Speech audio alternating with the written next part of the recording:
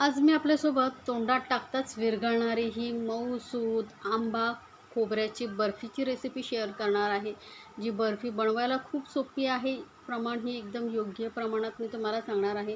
तर एकदा नक्कीच बनवून पहा. मस्त अशी तोंडात टाकताच विरघळते आणि साहित्यही खूप कमी लागतं. तर एकदा नक्की बनवून पहा. जबरदस्त टेस्टी अशी ही आंबा खोबऱ्याची बर्फी. तर यासाठी लागणार आहे नारळ आणि आंबे. तर एक मध्यम आकार असा नारळ घेतलेला आहे.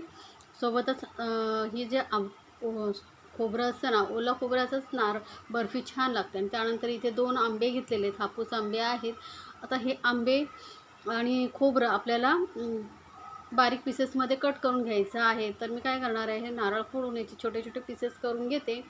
तर हे बघा, खोबऱ्याचे आपण छोटे छोटे पीसेस करून घेतलेत आणि वरचा जो ब्राऊन भाग असतो ना, तो काढून टाकायचा. नाहीतर काय होतं, बर्फीची आपली टेस्ट कलर बिघडतो. आणि आंब्याचेही छोटे छोटे पीसेस करून घेतलेले आहेत. आता मिक्सर जार घ्यायचं आहे आणि त्यामध्ये आपण हे खोबरं बारीक आधी वाटून घेऊया. पाणी घालायचं नाही, थोडंसं असं दरदरीत वाटून घेऊया. त्यानंतर बाकीचं यामध्ये साहित्य ॲड करू शकतो. तर बघा, पाणी वगैरे न घालताच आपण हे थोडंसं असं दरदरीत वाटून घेतलेलं आहे. आता यामध्ये आपण घालणार आहोत आंब्याच्या फोडी. म्हणजे काय होईल, आंब्याच्या फोडीमुळे हे खोबरं जे आहे एकदम बारीक वाटलं जाईल. कारण हे सुकं असताना जास्त यामध्ये पाणी वगैरे काहीच नाही घातलेलं आहे, त्यामुळे ते एकदम बारीक असं वाटलं जात नाही. तर आंब्याच्या फोडी मी थोड्या घातलेल्या आहे. थोड्या थोड्या करून यामध्ये मिक्स करत जायचं आणि हे बारीक एकदम वाटून घ्यायचं आहे. आता हे खोबरं आणि आंबा वाटून झाल्यानंतर आपल्याला वळायचं आहे गॅसकडे. तर गॅसवरती ना मी एक पॅन ठेवलेला आहे आणि या पॅनमध्ये आपण घेणार आहोत थोडंसं तूप.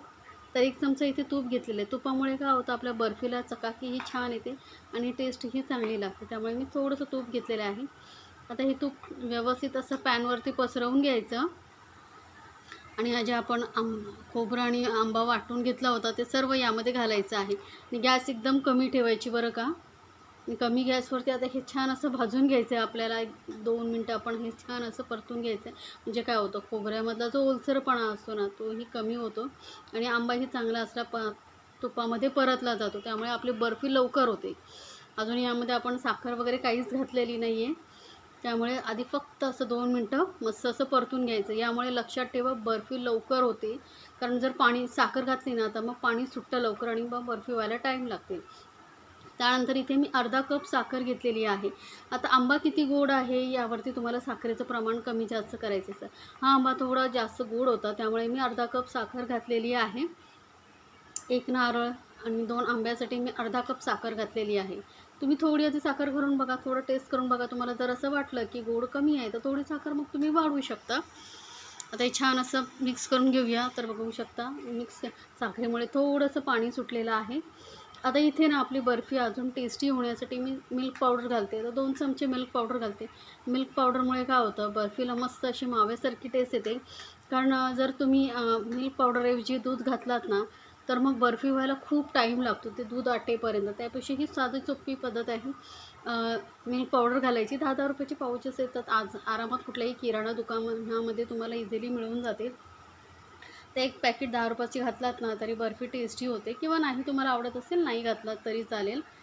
ते बघा, साखरेमुळे आता थोडंसं पाणी ओलसर झालेलं आहे. तर प्रत्येक वेळी असं मस्त असं पॅनमध्ये पसरवून आपण हे चांगलं असं घट्ट गोळा होईपर्यंत शिजवून घ्यायचं आहे. गॅस थोडीशी वाढवलेली आहे, म्हणजे एकदम मीडियम पण नाही केलेली आहे. मीडियमपेक्षा थोडीशीच कमी ठेवलेली आहे. आणि छान असं आपण हे मिक्स करून घेऊन चांगले शिजवून घ्यायचं आहे. तर दूध न वापरल्यामुळे काय होतं, बर्फी व्हायला लवकर मदत होते. आता हे इथे मी मध्ये मिक्स करत आहे बघा, असं चांगलं असं शिजवून घेतलेलं आहे. थोडा गोळ्यासारखं होत आलेलं आहे, घट्ट झालेलं आहे. अजून आपल्याला व्यवस्थित घट्ट करून घ्यायचं आहे. आता हे किती घट्ट करायचं आहे, मिश्रण तयार झालं की नाही हे कसं ओळखायचं, तेही मी तुम्हाला पुढे सांगणार आहे. तर रेसिपी पूर्ण पहा, म्हणजे तुम्हाला कळेल. आणि बर्फी होत असताना ना, खरंच खूप टेस्टी असा सुगंध येतो. आता इथे तुम्ही वेलची पावडरही तुम्हाला आवडत असेल तर घालू शकता. मी फक्त आंब्याचा फ्लेवरसाठी, ओरिजिनल टेस्टसाठी मी इथे वेलची पावडर घालत नाही आहे. तर बघा, पहिल्यापेक्षा हे मिश्रण खूप घट्ट झालेलं आहे. प्रत्येक वेळी काय करायचं आहे, तळापासून छान असं मिक्स करत यायचं, नाही तर काय होईल, तळायला लागेल. तर आता हे बघा, मस्त घट्ट झाल्यानंतर काय करायचं, एक चमचा घ्यायचा, सोबा करून बघायचा. चमचा उभा राहिला म्हणजे आपलं मिश्रण तयार झालेलं आहे. आता गॅस करूया बंद आणि आपल्याला काय करायचं, हे पॅनमध्ये मिश्रण असं पसरवून ठेवायचं. म्हणजे काय होतं, व्यवस्थित थंड होतं तोपर्यंत. आणि आपल्याला एक पुढे काम करायचं आहे तोपर्यंत एक परात किंवा प्लेट घ्यायची, त्याला तूप लावून घ्यायचं. तर इथे मी तूप लावून घेतलेलं आहे. आणि हे मिश्रण आपण आता काढून घ्यायचं. 5 मिनटं हलकंसं थंड करायचं, जास्त एकदम आपल्याला कोमट वगैरे करायचं नाही. आपण हे तूप वगैरे लावेपर्यंत ते 5 मिनटं होऊन जातात. तर आता हे मिश्रण आपण एक ताटामध्ये काढून घेऊया आणि छान असं व्यवस्थित पसरवून घ्यायचं आहे. आता तुम्हाला बर्फी किती जाड पातळ हवी त्यानुसार तुम्ही हे मिश्रण व्यवस्थित पसरवून घेऊ शकता. तर चमच्याच्या साहाय्याने अलगद ह्याला असं व्यवस्थित पसरवून छान असं एकसारखं करून घ्यायचं आहे. बघू शकता. आता तुमचा जर हा मी स्पॅच्युला वापरते, त्याने कसं व्यवस्थित पसरवता येतं. स्पॅच्युला नसेल तर काय करायचं, त्याला थोडंसं तूप लावून घ्यायचं आणि त्याने पसरवू शकता. म्हणजे काय होतं, चिकटणार नाही. हे बघा, व्यवस्थित असं पसरवून घेते. या पद्धतीने जर तुम्ही आंबा बर्फी बनवलात ना, तर खरंच खूप टेस्टी होते. तर एकदा नक्की बनवून पहा आणि मला सांगायचं आहे बरं का, तुम्हाला ही रेसिपी कशी वाटली. 1 चमचा तूप घातल्यामुळे बघू शकता बर्फीला कशी मस्त चकाकी आलेली आहे. मस्त अशी बर्फी सेट होते. तर व्यवस्थित पसरवून घेतल्यानंतर याला आपल्याला रूम टेम्परेचरवरती 2-3 तास आपल्याला सेट होण्यासाठी ठेवायचं आहे. किंवा जर तुम्हाला वेळ कमी असेल तर तुम्ही फ्रीजमध्येही ठेवू शकता.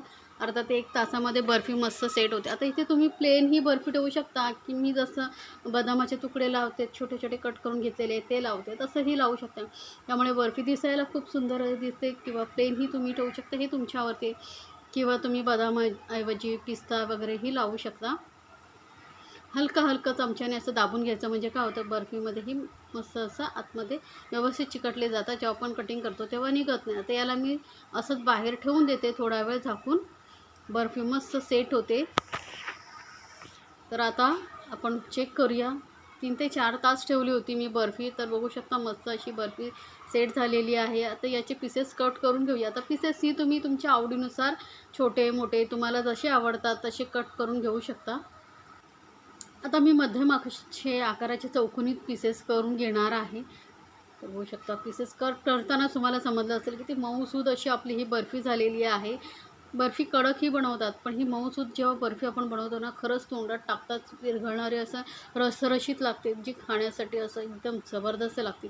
तुम्हाला असं वाटेल की खरंच आंबा खाते. एवढी जबरदस्त अशी हे आंबा बर्फी लागते, कारण तोंडात टाकताच विरघळते आणि मन तृप्त होतं. खरंच एकदा नक्की बनवून पहा आणि मला सांगायचं आहे बरं का, तुम्हाला ही रेसिपी कशी वाटली. अशा छान छान रेसिपीसाठी आपल्या चॅनलला सबस्क्राईब जरूर करा. म्हणजे काय होईल, माझ्या नवीन रेसिपीची नोटिफिकेशन लगेचच तुमच्यापर्यंत पोहोचेल. तर ही बघू शकता बर्फी किती मऊसूद अशी झालेली आहे आणि दिसायला जेवढी सुंदर आहे ना, तेवढीच चवीला ही अप्रतिम झालेली. एकदम तोंडात टाकताच विरघळणारी ही मऊसूद अशी आंबा खोबऱ्याची बर्फी नक्की बनवा आणि मला सांगायचं आहे बरं का.